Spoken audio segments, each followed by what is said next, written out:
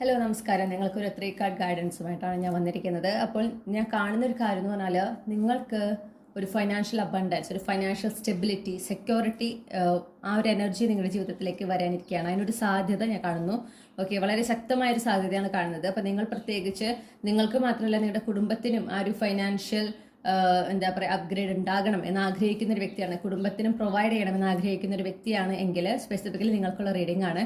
നിങ്ങളുടെ ഒരു പ്രത്യേകത എന്ന് പറഞ്ഞാൽ ഈ ഒരു ഫൈനാൻഷ്യൽ അബണ്ടൻസ്, ഈ ഒരു എന്താ പറയേണ്ട പ്രോസ്പെറിറ്റി നിങ്ങളുടെ ജീവിതത്തിലേക്ക് വരുന്നത്, അതിനെക്കുറിച്ച് യാതൊരു തരത്തിലുള്ള സൂചനകളും നിങ്ങൾക്ക് ഇപ്പോൾ ലഭിക്കുന്നില്ല. നിങ്ങളുടെ 3D റിയാലിറ്റി എന്ന് പറഞ്ഞാൽ ഇനി നിങ്ങളുടെ ജീവിതത്തിലേക്ക് വരാനിരിക്കുന്ന ഈ എനർജിയിൽ നിന്ന് നേരെ വിപരീതമാണ് എന്നാണ് എനിക്ക് കാണാനായിട്ട് സാധിക്കുന്നത്. ഓക്കെ, അപ്പം നിങ്ങളോട് പറയുന്നത് ഭയക്കരുത് എന്ന് പറയുന്നു, ഓവർ തിങ്ക് ചെയ്യുക, സ്ട്രെസ് ചെയ്യുക, ഓക്കെ ഇതൊക്കെ വേണ്ട എന്ന് പറയുന്നു.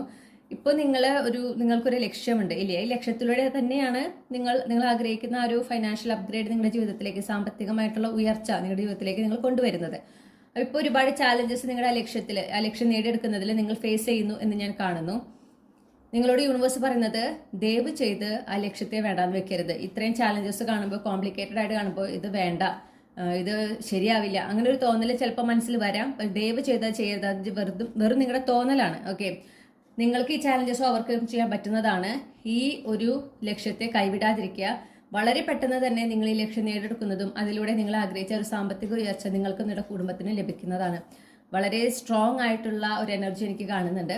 നിങ്ങൾ എത്രത്തോളം ഈ ഒരു ലക്ഷ്യത്തിൽ ഉറച്ചു നിൽക്കുന്നു എന്നത് യൂണിവേഴ്സ് ടെസ്റ്റ് ചെയ്യുന്നൊരു സമയമാണിത് എന്ന് മനസ്സിലാക്കുക. ഓക്കെ, അപ്പോൾ ഈ ലക്ഷ്യത്തെ കൈവിടാതിരിക്കുക, ധൈര്യമായിട്ട് മുന്നോട്ട് പോകുക, അനാവശ്യമായ ചിന്തകളെ പ്രോത്സാഹിപ്പിക്കാതിരിക്കുക.